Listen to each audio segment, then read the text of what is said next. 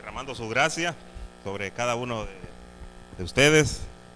Es grato volverles a ver, hermanos, y también extenderle ahí al hermano Cecilio nuevamente, ¿verdad? Es un gusto tenerlo aquí con nosotros. Y bueno, yo les invito, hermanos, que si se pueden poner de pie una vez más. La próxima vez va a ser para cuando nos vayamos, ¿verdad? Entonces, pero tomen sus Biblias, hermanos, y vayamos ahí a la carta de Tito, al capítulo 2. Carta a Tito, el capítulo 2. Ahí estábamos del domingo, versículo 1 al versículo 5. Hoy vamos a tomar entonces del versículo 6 hasta el versículo 10. Pero hermanos, para poder tener en contexto de lo que vamos a hablar, se va a hablar hoy, que el Señor tiene para hoy, pues lo vamos a leer todos los 10 versículos para que podamos refrescar nuestra memoria. ¿Lo tienen, hermanos? Dice el Señor en su palabra: pero tú habla lo que está de acuerdo con la sana doctrina, que los ancianos sean sobrios, serios, prudentes, sanos en la fe, en el amor, en la paciencia. Las ancianas asimismo sean reverentes en su porte, no calumniadoras, no esclavas del vino, maestras del bien, que enseñen a las mujeres jóvenes a amar a sus maridos y a sus hijos, a ser prudentes, castas, cuidadosas de su casa, buenas, sujetas a sus maridos, para que la palabra de Dios no sea blasfemada. Exhorta asimismo a los jóvenes a que sean prudentes, presentándote tú en todo como ejemplo de buenas obras, en la enseñanza, mostrando integridad, seriedad, palabra sana e irreprochable, de modo que el adversario se avergüence y no tenga nada malo que decir de vosotros.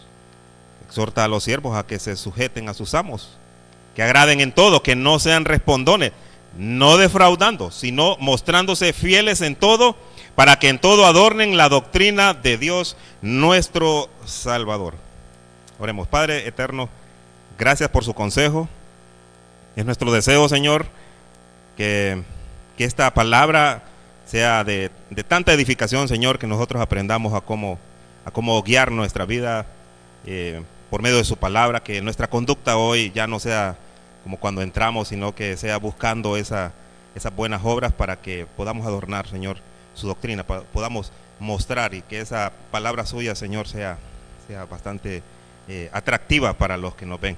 Señor, ayúdenos a poder entender bien este pasaje, porque es nuestro deseo podernos nutrir de él para poderle servir mejor a usted y poder servir a los demás y a su iglesia. En el nombre de Jesús, Padre, le pedimos todo esto. Amén.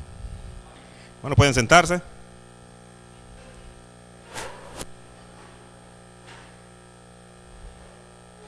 Vemos en esta carta, hermanos, es una carta muy bonita, es corta, 3 capítulos, pero aquí, hermanos, si una iglesia quiere comenzar, aquí hay consejo para comenzar una iglesia. Aquí hay consejo para comenzar una iglesia. ¿Por qué? Porque lo digo yo, Pablo le envió esta carta a Tito. Él se iba a encargar ahí en Creta de poder establecer ancianos, obispos, en todas las ciudades de ahí de Creta, una isla allá en el Mediterráneo.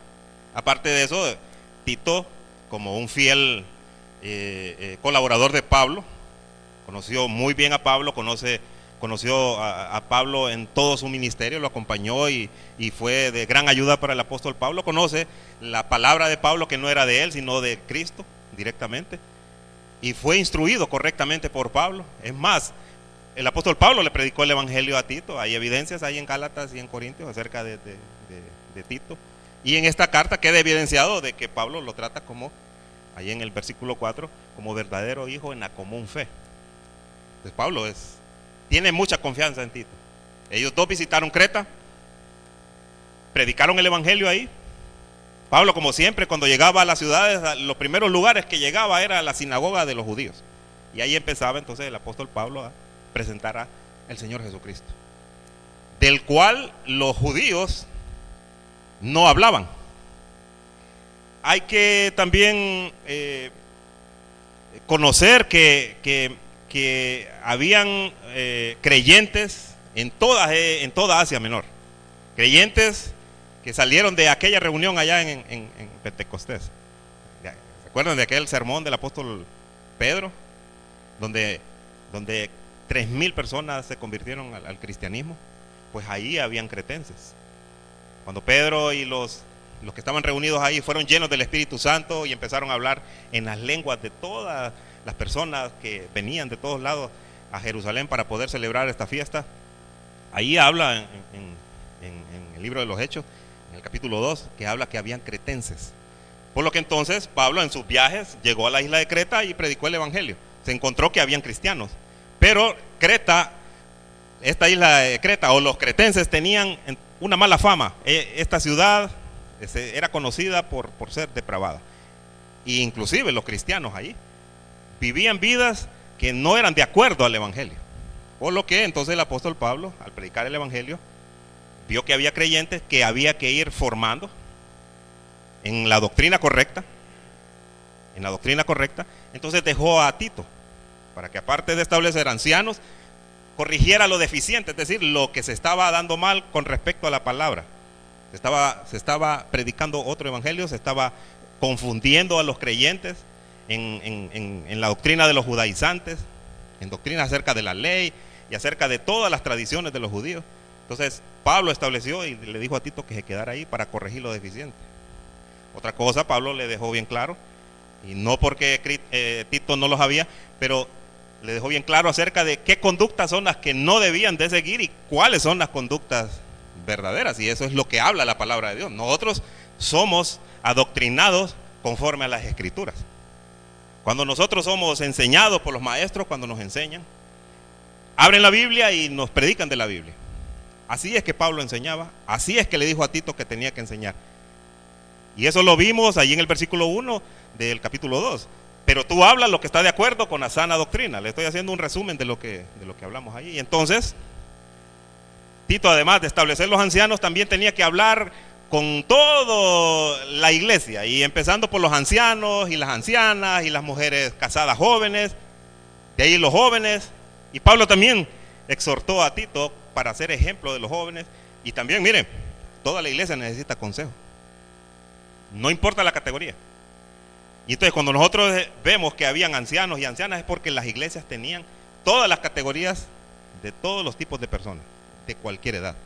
Y entonces para todos ellos tenía que haber consejo. Y ya vimos entonces a quienes Pablo le dijo a Tito que tenía que guiar. Primero a los ancianos, luego a las ancianas, luego a las mujeres jóvenes. Y hoy vamos a ver entonces que el apóstol Pablo sigue con esas instrucciones que le da a Tito para poder, ya en este caso, introduce esta palabra, exhortar a los jóvenes. Exhortar a los jóvenes. Entonces, vemos entonces ahí en ese versículo 6 que dice, y empieza este texto cuando dice: exhorta asimismo a los jóvenes a que sean prudentes. Si ustedes leen su Biblia y se acuerdan de la exhortación que era para los ancianos, que tenían que ser sobrios, serios, prudentes, sanos en la fe, en el amor, en la paciencia. Y luego las ancianas que tenían que ser reverentes en su porte, no calumniadoras, no dadas al vino. Vemos que hay un montón de indicaciones. Pero aquí a los jóvenes, mire, solo se les dice, le exhorta a los jóvenes a que sean prudentes. Podemos nosotros pensar que, hombre, es que los jóvenes de repente no tienen más que hacer, ¿verdad? Y que solo es eso lo que necesitan. Pero es que esa palabra, hermanos, a que sean prudentes, lo abarca todo. Pensando en la sociedad cretense, ¿sí? En el versículo 12 habla de que un profeta de ellos ahí en Creta, un profeta bien antiguo, dejó establecido o dicho cómo era el comportamiento normal, la conducta normal de esa sociedad. Y que decía que ellos siempre son mentirosos, dice. Malas bestias es una forma de decir violentas. Glotones ociosos. Esa era la conducta de todos los cretenses. Y no las define por categoría. Todos, desde el más viejo hasta el más pequeño. Todos. Ese profeta decía. Y Pablo, como estuvo ahí, dijo, y esto es cierto. Esto es cierto. Y los cretenses con ese lema que se movía ahí incluía a la iglesia. Cuando Pablo es un hombre celoso de la palabra de Dios y celoso del pueblo de Dios. Le dijo a Tito, no, conduce y guía al pueblo de Dios a que sean diferentes. Y si lo ponemos en nuestro contexto de nuestro tiempo, ese es el llamado para la iglesia, para que nosotros no nos conformemos a este ciclo, no nos conformemos a este mundo, no nos conformemos a estos deseos, a los deseos del mundo, o a lo que el mundo dice, porque ellos son mayoría. El mundo es mayoría. Y solo porque es mayoría, no es que tiene la razón. La palabra nos dice a nosotros que nosotros tenemos que ser y vivir y hablar de acuerdo a lo que hemos aprendido de la palabra de Dios, a cómo nosotros hemos sido enseñados, la influencia que tiene la palabra en nosotros, el evangelio, qué cambio ha hecho el evangelio en nosotros. El Señor Jesucristo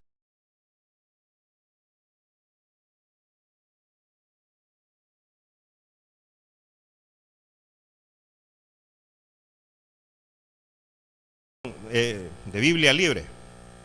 Del mismo modo, en el mismo versículo, el 6, del mismo modo enseña a los hombres jóvenes a ser sensatos. Como para poderlo entender mejor por dónde es que va Pablo. Y es que, mis hermanos, si ustedes fijan en el consejo a los jóvenes, y si ustedes se fijan, entre ustedes aquí, ¿cuántos jóvenes hay aquí? Después vamos a definir esa palabra joven que recibió una gran ayuda, no sé si fue hoy o ayer. No, hoy creo que fue. Con respecto a la definición de esa palabra joven. Mi esposa me ayudó. Ayuda idónea. Había dejado por alto esa palabra, joven. ¿Cuántos jóvenes hay hoy acá? Aquí en esta noche. Y para definir jóvenes es a partir como de los 12 años hasta ahí como por los 21 o 22 años. O aquel que no se ha casado. O el que está soltero. No el de 35.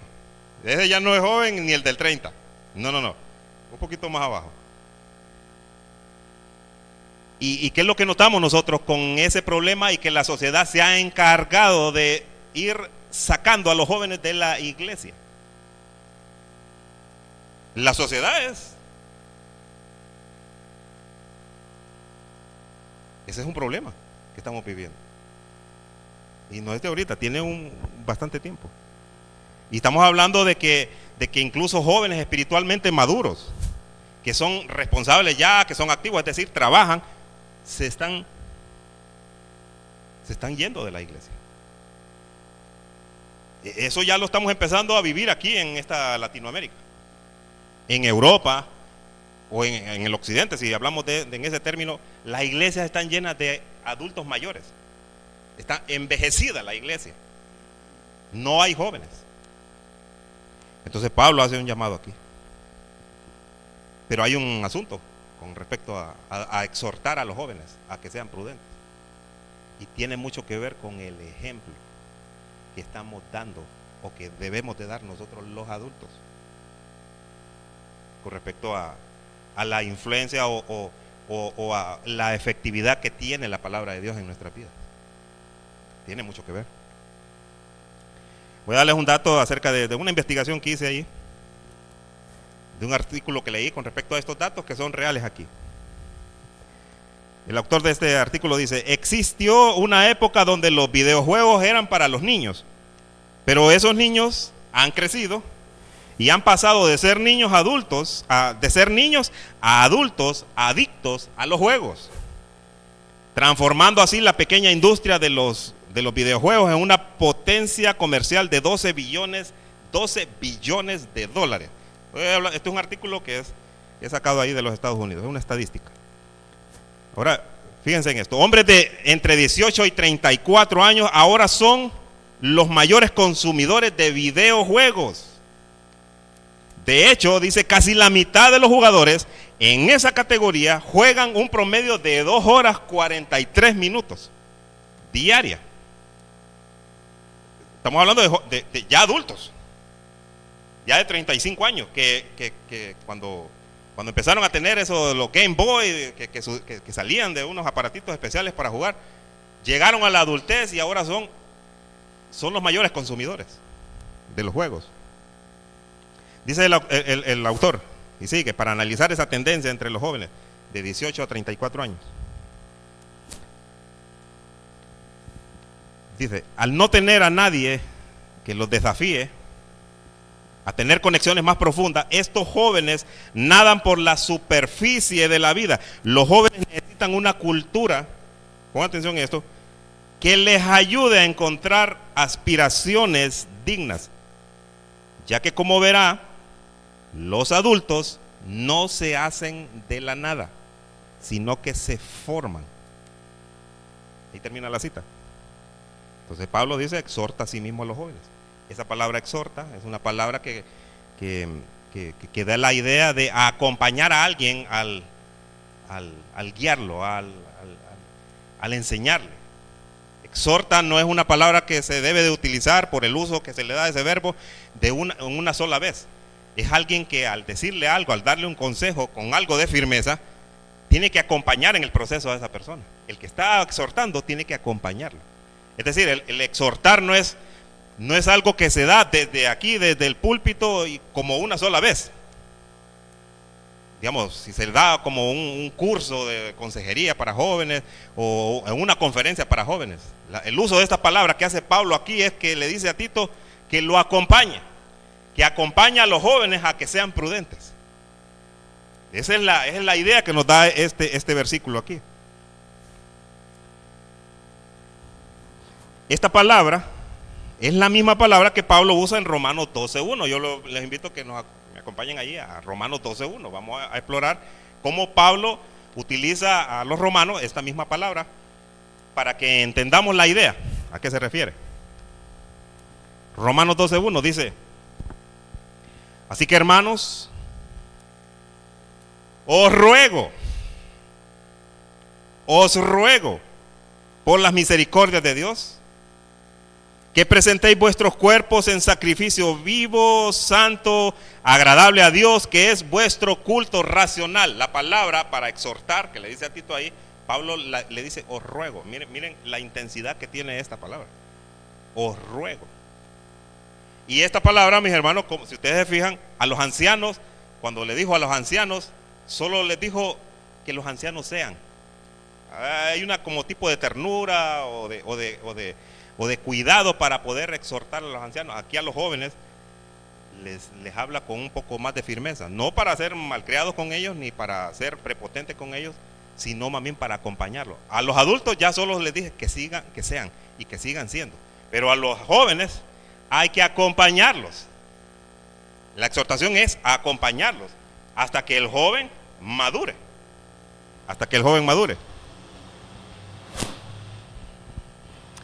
El peligro, hermanos, el peligro más grande para los jóvenes y para toda la iglesia, con respecto a la influencia que tiene la cultura y la sociedad, no es caer como repentinamente, dejando de asistir o caer del cristianismo. Ese no es el peligro. Y Satanás no actúa así. El peligro, mis hermanos, no es ese caer en pecado públicamente de un solo, no. Sino el peligro para no volver es ir alejándose lentamente. Deja una reunión, deja otra reunión, vuelve a una, y como no hubo exhortación, empieza a alejarse y empieza a alejarse. Ese es el peligro. El enemigo no va a tratar que los creyentes de cualquier categoría niegan a Dios de un día para otro. Él es bien astuto. Sino que va a intentar que con el tiempo se vayan olvidando de Dios. Así que lo que el Espíritu nos está diciendo a nosotros con este pasaje, en el versículo 6, es que en este tiempo y en esta cultura es un llamado a nosotros para esforzarnos a exhortar a los jóvenes para que sigan un estilo de vida radicalmente opuesto a lo que el mundo de hoy les está ofreciendo. Y ya que hay pocos jóvenes aquí, es un llamado para nosotros los adultos. Y es para todos los adultos de la iglesia. Para todos. Ahora, ¿quiénes son estos jóvenes? La ayuda que yo le agradezco a mi esposa. Me había olvidado esta palabra. ¿Quiénes son estos jóvenes? ¿Qué edad? Los jóvenes en el griego, miren esta palabra, y hay muchas palabras en el castellano, en el español, que provienen de esos idiomas. Dice neos. Neos. ¿Y qué le suena a neos? Suena a nuevo. Uno que ha dejado la niñez y ha entrado a la juventud. La Biblia no cataloga, no encontramos que en la Biblia cataloga, así como nosotros catalogamos, o la sociedad, que hay un montón de etapas, que están los bebés, y que luego los niñitos, los niños, los adolescentes, no, preadolescentes, que adolescentes, y los jóvenes, y ahí va, los adultos y los ancianos. No, la Biblia es niños, jóvenes y adultos. Ahí terminó. Niños, jóvenes y adultos. Y un consejo para cada uno de ellos.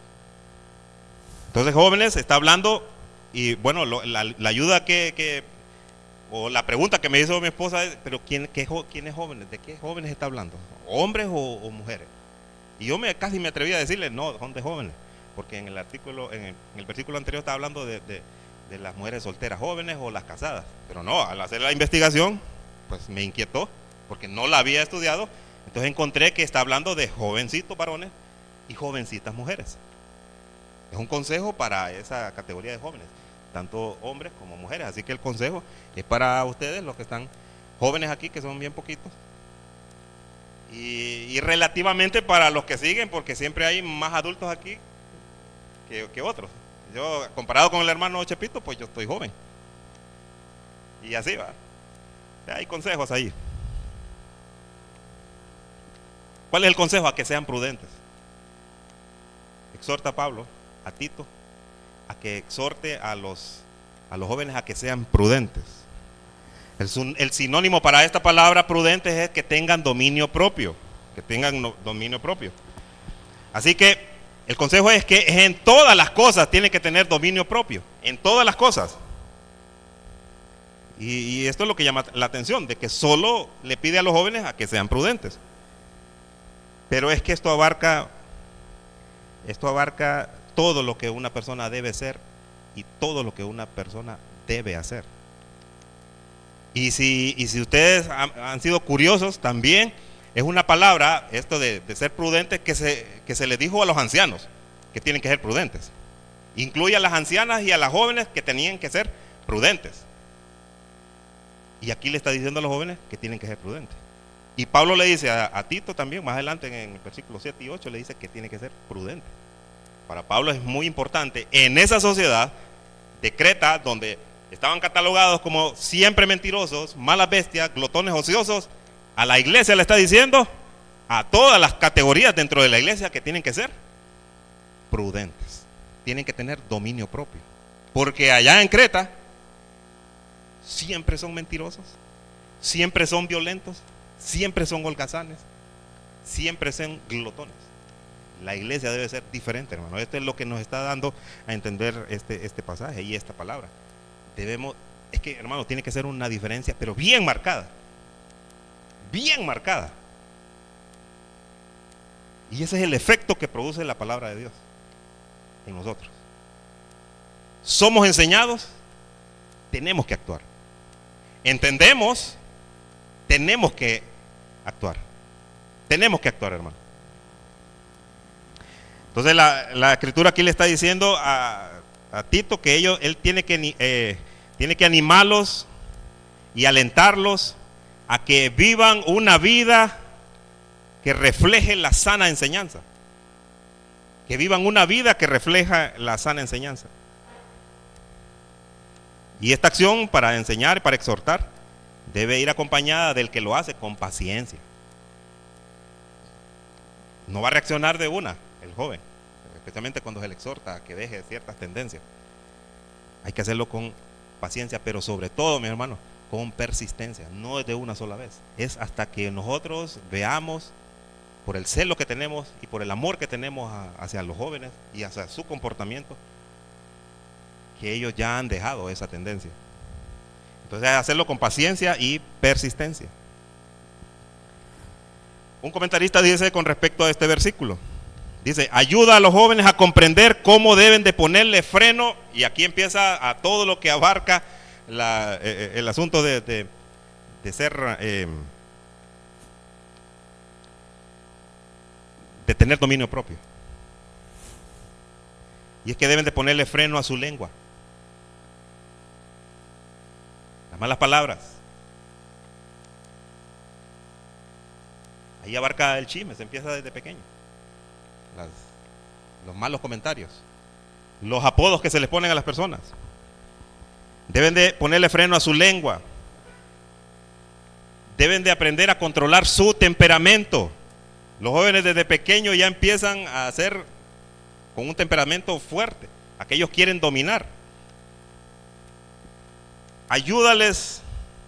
Tenemos que ayudarles a aprender a controlar sus ambiciones. No es cierto que todos lo quieren. Todo se les ofrece que quieren. Hay que enseñarles a liberarse de toda avaricia. Hay que mostrarles cómo, y esto es importante, cómo controlar sus impulsos sexuales. Estas son cosas que no debemos nosotros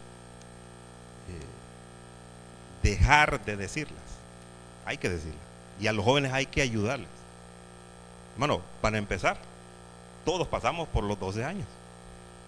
La mayor parte de aquí, todos pasamos por los 12 años. Aquí solo hay una niñita que no los tiene, como 2, 3. Pero de ahí todos sabemos cómo es tener 12 años, 15 años.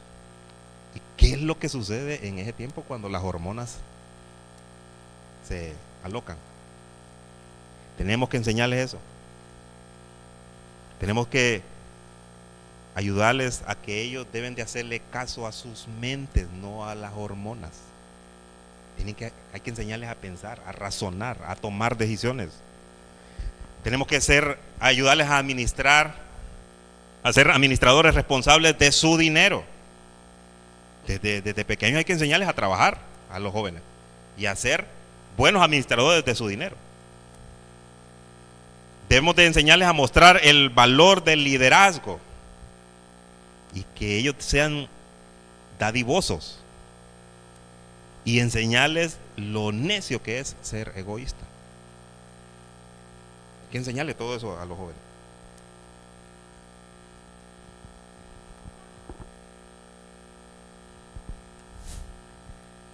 Todos los que estamos aquí debemos de estar bien pendientes, especialmente los jóvenes, deben de estar en guardia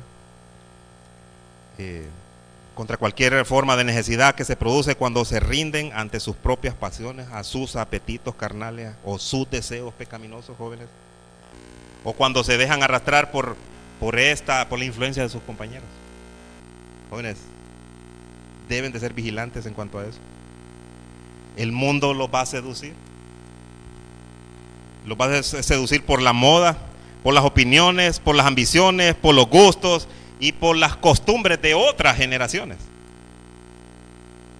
Entonces, al ejercer esa exhortación que le hace de ejercer prudencia, tienen que renunciar a los valores del mundo y a los apetitos de la carne, a fin de, con este fin. Es que si ustedes conocen el Evangelio, si ustedes conocen a Cristo, si ustedes conocen la doctrina y el fin de todos a cualquier edad, es que tenemos que nosotros dejarnos influenciar y dejar guiar por el Espíritu Santo. Si somos creyentes, ese es el propósito. Debemos de dejar el mundo y dejarnos guiar por el Espíritu Santo. Y es que hay un asunto que no es fácil ser prudente. El mismo proverbio lo dice ahí en Proverbios 16:32. Mire cómo lo explica así el proverbista. Mejor es el que tarda en airarse que el fuerte, el que domina su espíritu que el conquistador de una ciudad. Y mire las comparaciones. Es bastante difícil llegar a ese punto, pero hay que hacerlo.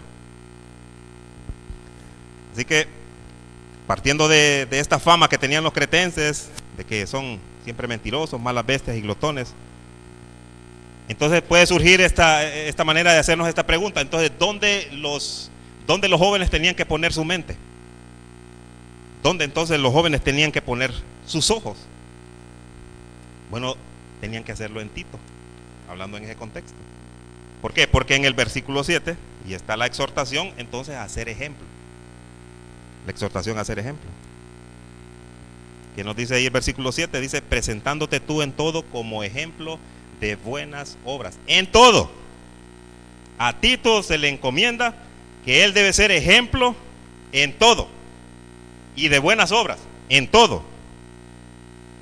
Y esta palabra en todo aquí aparece la primera vez de 4 veces que aparece solo en ese pasaje. Por lo que Pablo le está dando la exhortación a Tito de que su comportamiento debe ser en todo. No debe de dejar ningún comportamiento fuera de ser ejemplo. Tiene que ser en todo. Se cuenta, y esto es una anécdota, con respecto a una pareja, un hombre iba con una mujer en un automóvil y llegaron a comprar una hamburguesa de esa, pero así en el autoservicio. Pidieron, se la entregaron en una cajita, se fueron. En el camino se pararon a comerla y la abrieron y no era la hamburguesa, era una cajita de dinero. Se la dieron equivocada. El hombre dice que se regresó a la tienda, o sea, el hombre se sintió honesto ahí, se regresó y le regresó aquello. Bueno, la tienda era bastante dinero y la tienda dijo, mire, espérenos, queremos que esto sea viral, queremos que esto se dé a conocer, queremos traer los noticieros, y los trajeron, pero él les rogaba que no, él no quería. Usted puede ponerse a pensar, hombre, pues sí, lo haríamos nosotros también, pero es que había un trasfondo con respecto a eso. El hombre no quería que se dieran cuenta que él había regresado ese dinero, porque es que la mujer que iba no era su esposa. Entonces Pablo le está diciendo aquí a nosotros que tenemos que ser ejemplo en todo, de buenas obras. Y con el ejemplo este vemos que él sí fue ejemplo en honestidad, pero en infidelidad sacó 0. Es en todo, hermano. Nosotros tenemos que ser ejemplo en todo. Y los jóvenes nos miran a nosotros, los adultos. Porque aquí está hablando Pablo de Tito, quien no era un jovencito, pero sí era más joven que Pablo. Pero él tenía que ser ejemplo en todo. En lo que hablaba, como qué hablaba, qué cosas hacía, cómo se comportaba, incluso ahí en Creta. Iba a pasar varios tiempos ahí en Creta, siendo influenciado el mismo Tito por la cultura y por todo lo que se manejaba ahí. Pero él, al poder exhortar a los jóvenes, tenía que ser ejemplo en todo. Y es que si nosotros queremos ser ejemplo para los jóvenes o para los que están, digamos en el caso de los que están en liderazgo, ser ejemplo para los que están a su cargo, nosotros tenemos que ver a nuestro mayor ejemplo, y es el Señor Jesucristo. Vemos nosotros ahí en Mateo 11:29. Ese es nuestro mayor ejemplo. Dice el Señor Jesucristo en Mateo 11:29: llevad mi yugo sobre vosotros y aprended de mí, que soy manso y humilde de corazón, y hallaréis descanso para vuestras almas. El Señor Jesucristo no está sugiriéndonos que tratemos de ver si encajamos con lo que es Él. Él dice aprended de mí. Ese es un imperativo. Aprended de mí, que soy manso y humilde de corazón. Y Él da entonces un resultado de ser como Él, manso y humilde de corazón. Hermano, se terminan los problemas de nosotros si aprendemos cómo es Cristo, porque Él dice hallaréis descanso para vuestras almas. Hallaréis descanso para vuestras almas. Pablo así mismo dijo habla de sí mismo con respecto a ser ejemplo, que Él es un ejemplo, que lo imitemos. En 1 Corintios 11:1 dice: sed imitadores de mí, así como yo de Cristo. Mire, Pablo está siguiendo a Cristo, y Pablo con seguridad le está diciendo a todos los que lean esa carta en Corinto: sed imitadores de mí. Esa iglesia en Corinto tenía muchos problemas. También Pablo ahí en Filipenses 3:17 dice: hermanos, sed imitadores de mí. Otra vez el apóstol Pablo: y mirad a los que así se conducen según el ejemplo que tenéis en nosotros. Es una gran responsabilidad ser ejemplo. Es una gran responsabilidad cuando nosotros nos paramos aquí, mis hermanos, y nuestras palabras no concuerdan con nuestros hechos. Eso es un gran problema. Así que los que nos dedicamos a la enseñanza y a la predicación sabemos que vamos a ser juzgados primeramente. Vamos a ser juzgados primeramente. Pero entonces, si nos paramos aquí, debemos de tener esto en mente, que tenemos que ser ejemplo no solamente de un buen sermón o de la presentación de una persona, o si es carismática o no, sino de si actuamos conforme a lo que nosotros hablamos. Así debe ser. Y no solamente durante el día en que nosotros predicamos, eso debe ser siempre. Así es usted, hermano, si habla del Evangelio, si predica el Evangelio. Si usted quiere aconsejar a sus hijos, es que usted tiene que ser ejemplo de que lo que dice tiene un impacto para su familia, para sus hijos.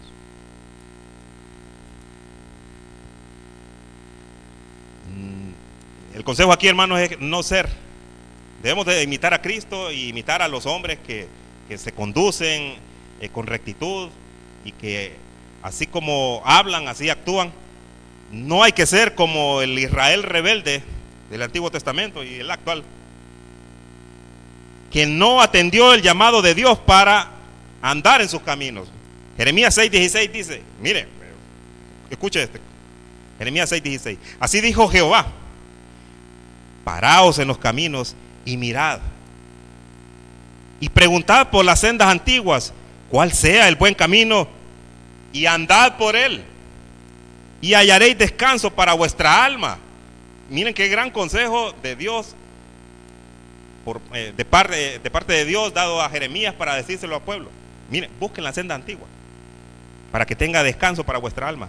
Mas ellos dijeron, no andaremos. Entonces, usted sabe cómo debe de andar, cómo debe de conducirse.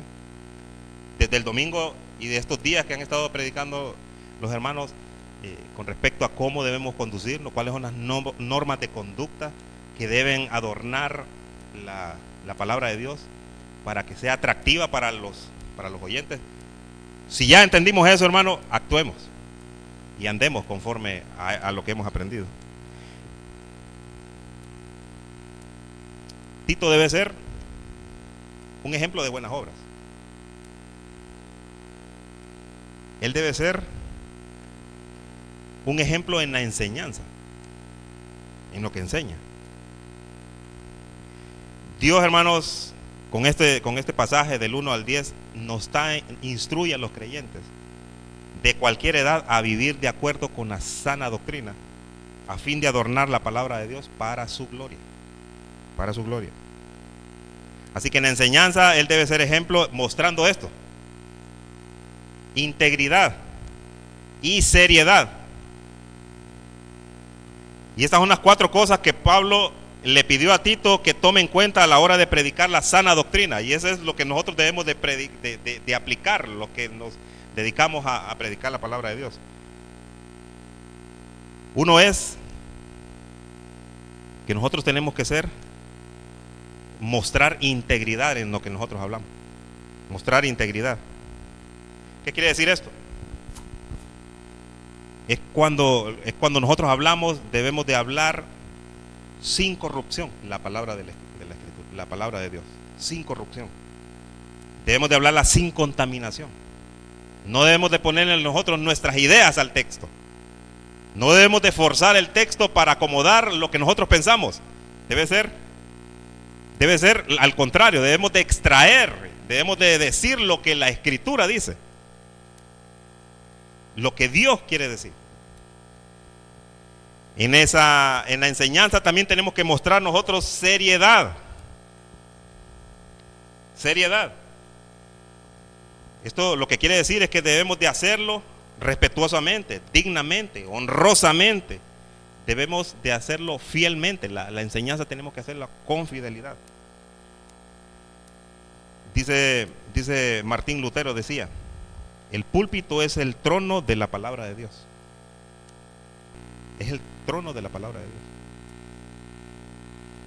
Es posible que una persona sea carismática al estar aquí, que tenga algo de humor. Puede ser que tenga alguna personalidad en la cual las personas pueden escucharlo, que no los duerme, ¿va? Pero ese no es el centro. Ese no es el centro de la predicación. Ese no debe ser. Debemos nosotros resistirnos. Nosotros los que nos paramos aquí debemos de resistirnos a que nos miren a nosotros. No. Es que nosotros estamos obligados a predicar la palabra de Dios. Esa es la que puede cambiarles a ustedes su manera de ser. Aquí nosotros no venimos a ser payasos. Aquí nosotros no venimos a entretener. Nosotros venimos a enseñar la palabra de Dios, a ser fieles en la palabra. Obviamente nosotros vamos a encontrar muchas iglesias que las personas corren hacia ahí para ser entretenidas. Bueno, los que están en el púlpito, hermanos, son los payasos. Y los que les gusta escuchar a los payasos, esas son las cabras. Así que el payaso entretiene cabras. Pero el predicador fiel de Dios, el hombre predicador de la palabra fiel de Dios, enseña y conduce a las ovejas, a la iglesia de Cristo. Vemos que el contenido de la enseñanza en el versículo 8 debe ser palabra sana e irreprochable. Mira el contenido de la palabra. Primero vemos la conducta del que predica. Ahora vemos en el versículo 8 el contenido de la palabra, que tiene que ser sana e irreprochable. ¿Qué quiere decir eso? Palabra sana.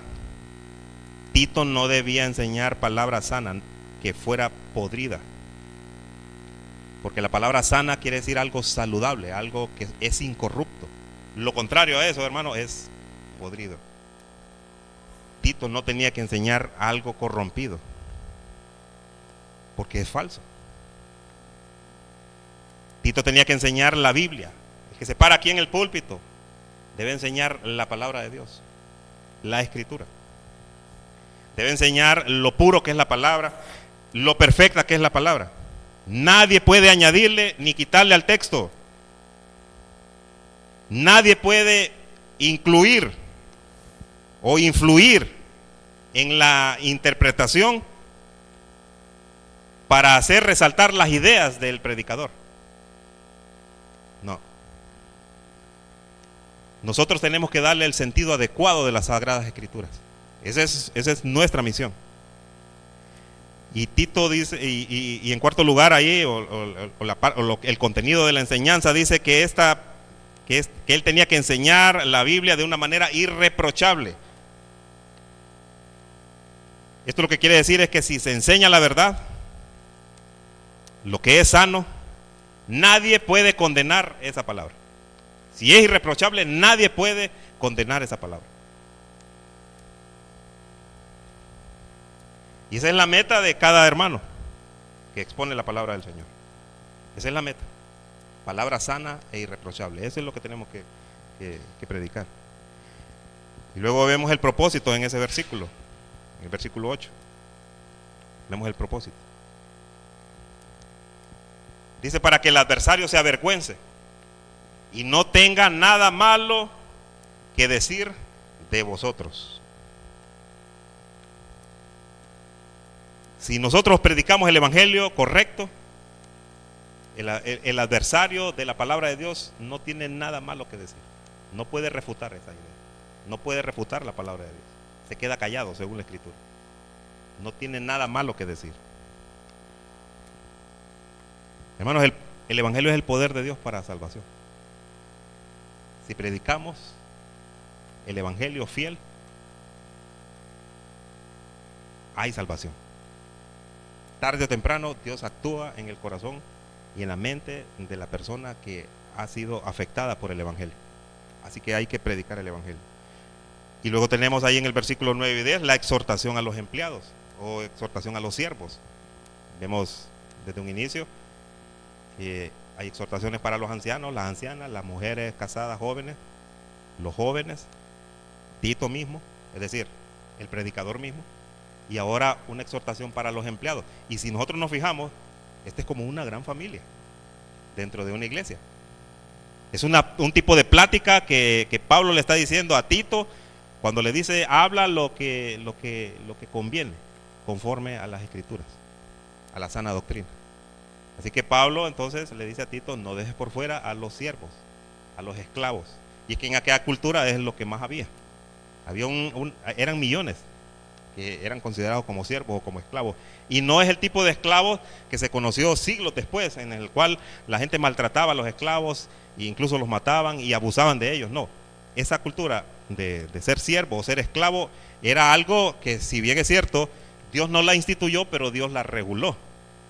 Dios la reguló. Entonces, cuando Pablo se dirige a Tito para que también exhorte a los siervos cómo deben de comportarse, está incluyéndolos a ellos, porque los siervos en esos días de la iglesia, esos eran parte de la familia.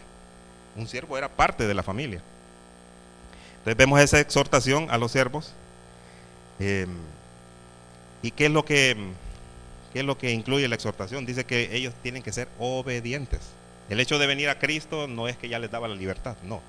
Tenían que ser ya obedientes voluntariamente hacia sus amos. Y también tenemos que tomar en cuenta que es posible que también hubieran amos dentro de la iglesia que tenían esclavos.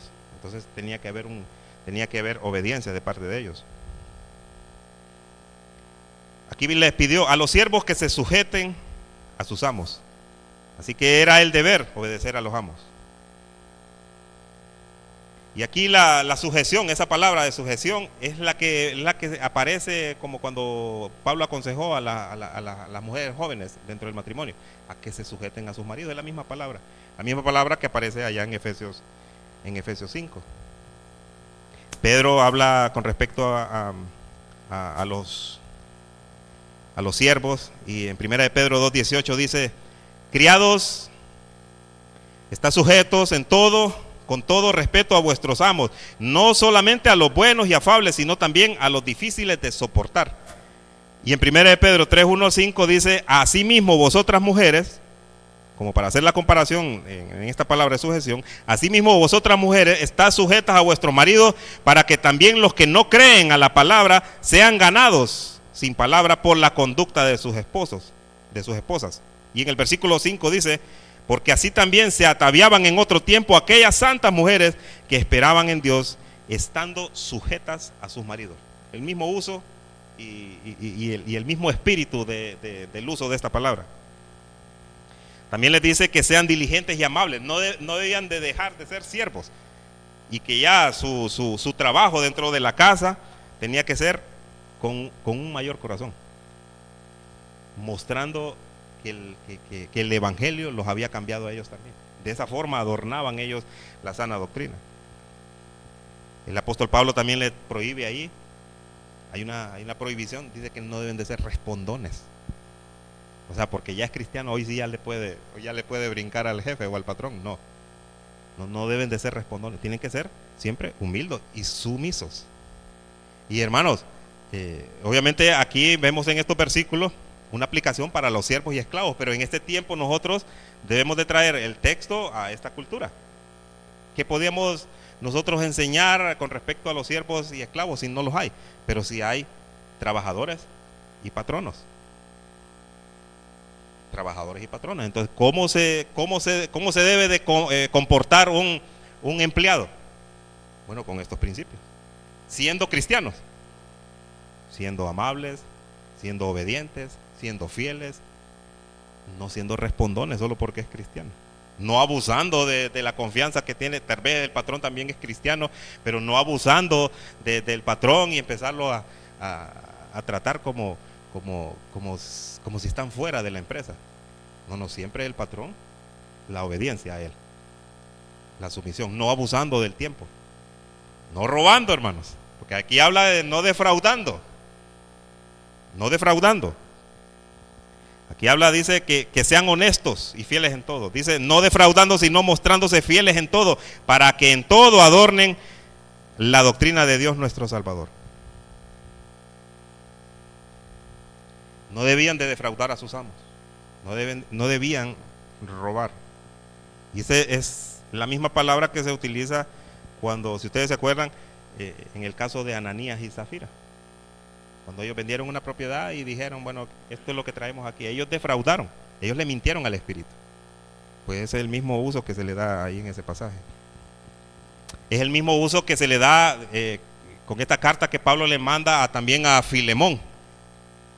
Allí hay un asunto de un esclavo de Filemón que se fue de la casa de él, huyó, Onésimo se llama, y se encontraron con Pablo. Pablo le predicó el evangelio, Onésimo se convirtió, y ahí Pablo le escribió una carta a Filemón, que era su amigo, y le dijo que le enviaba a su esclavo y que lo tratara diferente porque ya era cristiano. Y como Onésimo, al salir de la casa de su patrón, lo defraudó, le quitó algo, le llevó algo, Pablo mismo le dice a Filemón: mire, lo que él te debe, yo te lo pago. Entonces es la misma palabra usada con respecto a la defraudación. Entonces los siervos tenían que caracterizarse por ser honestos, rectos. Los empleados tienen que caracterizarse por ser honestos y rectos. Honestos y rectos, hermanos. Y aquí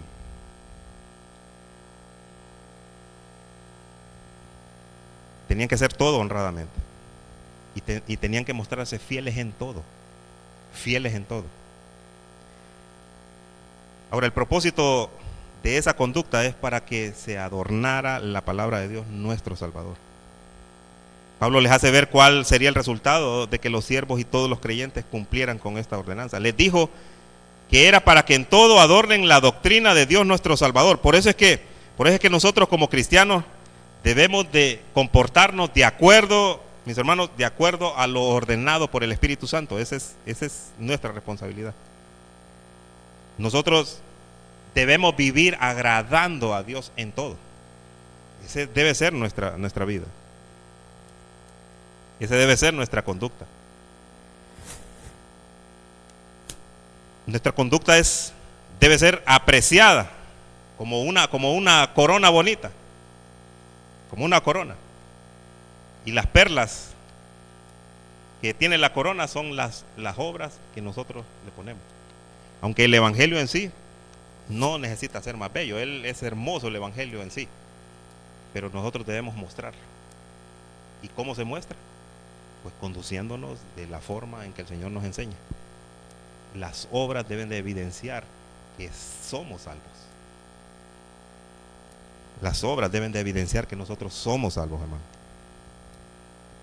Y esa palabra por adornar que aparece ahí, y es así el título el tema del mensaje del jueves, es adornando la sana doctrina. Esta palabra en el griego dice cosmeo. ¿Y qué se le viene a la mente a usted cuando escucha esta palabra cosmeo? Pues viene de cosmético. Viene de cosmético. ¿Y qué es lo que hace el cosmético en una persona? Pues debería solo resaltar la belleza natural de esa persona. Por eso es que el evangelio no es que nosotros lo adornamos o lo hacemos más bello, no, pero sí lo resaltamos. Por eso es el uso de esta palabra adornen. El uso también se entiende por ataviar, por vestir, por cubrir algo. Así que, hermanos, en conclusión, esa palabra que tiene bastante énfasis, esa frase en todo, esa palabra aparece cuatro veces en este pasaje. Y lo que nos dice es que nuestra conducta debe ser íntegra en todas las áreas de nuestra vida cristiana. No es que en unas sí y en otras no. No es que uno va a decir, en esta me cuesta más, pues me voy a concentrar en estas otras. No, nuestro deseo es que en todas las áreas de nuestra vida nosotros seamos fieles, seamos íntegros. Y luego algo importante, hermanos, que no se puede dejar de aprovechar aquí, es el uso o esta frase que aparece aquí, cuando dice nuestro Dios el Salvador. Dice el versículo 10: para que en todo adornen la doctrina de Dios nuestro Salvador. Ese es el incentivo principal. ¿Qué salvación tan grande la que hemos recibido nosotros? ¿Qué salvación? Solo pensemos en esto: en el Dios Todopoderoso, enviar a su Hijo, dejar su trono de gloria, vivir como nosotros en esta tierra durante más de 30 años. Siendo él un rey, se humilló. Tomó la forma de hombre y aún se hizo más bajo que el hombre porque se hizo como un siervo. Vino a servir. ¿Y cómo nos sirvió a nosotros, hermano? Tomó nuestros pecados. El Dios del cielo tomó nuestros pecados. El Dios del cielo tomó nuestros pecados, sus pecados, cada uno de ellos. No dejó ni uno. Todos, si queremos usar esta palabra, todos nuestros pecados. Los cargó sobre sí en la cruz del Calvario. Y satisfizo la ira de Dios. Porque eso demandaba la justicia de Dios, demandaba un sacrificio. Entonces pongámonos a pensar nosotros, hermanos, que el que estaba en gloria vino, se hizo como uno de nosotros, tomó nuestros pecados, murió y fue a la tumba. Y en su resurrección, mire, solo piense en esto, en esa resurrección, donde la tumba no lo pudo retener, la muerte no lo retuvo, resucitó con gran poder. Y él, por su resurrección, mis hermanos, hizo del cielo nuestro hogar. Vale la pena entonces que nosotros luchemos todos los días contra las influencias y contra nuestra propia voluntad y nos sometamos a la voluntad de Dios para vivir una vida de acuerdo a la doctrina, al evangelio que nos transformó en nuevas criaturas. Vale la pena, hermano. Y tiene que ver en todo sentido, en nuestra manera de actuar, en nuestra manera de hablar, en nuestra manera de vestir, hermanos. Debe de ser así. Somos un pueblo que debe ser agradecido. Somos un pueblo agradecido y debemos de vivir de acuerdo a ese llamamiento que Él nos hizo. Si se puede poner de pie, hermano, y oramos.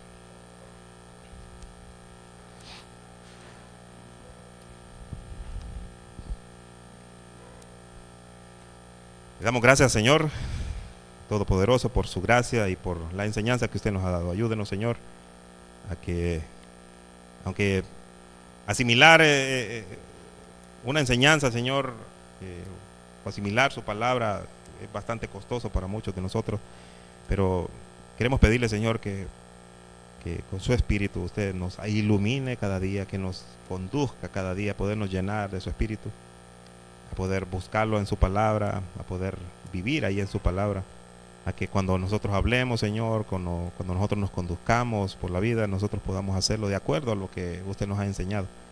Ayúdenos, Señor, a que podamos andar nosotros en santidad, a que las obras, Señor, que usted nos ha enseñado, que usted nos ha dado para que andemos en ellas, para adornar la doctrina, la sana doctrina, su palabra, sea con este único pensamiento, que usted es nuestro Salvador.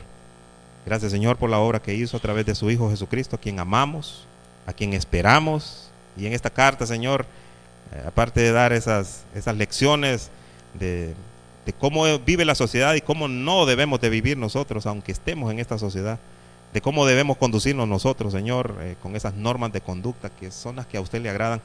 También usted nos da esa palabra de esperanza, de esa esperanza bienaventurada que nos habla ahí su palabra, que esa debe ser nuestro anhelo y cómo debemos de conducirnos nosotros esperando esa venida de nuestro Señor Jesucristo. Y asimismo esos otros consejos que aparecen en esta carta, Padre, acerca de nuestra conducta como esa unidad de iglesia que usted ha establecido en este lugar, para que la sociedad vea que su palabra sí transforma, que su evangelio sí es verdadero y que hay promesa, Señor. Usted, bien lo dice Pablo ahí, que usted es un Dios que no miente. Usted nos ha prometido una vida eterna y nosotros creemos en ella. Así que nosotros creemos, Padre. Nosotros creemos en su palabra. Y le agradecemos, Señor, por habernos enseñado el día de hoy. En el nombre de Jesús. Amén. Amén.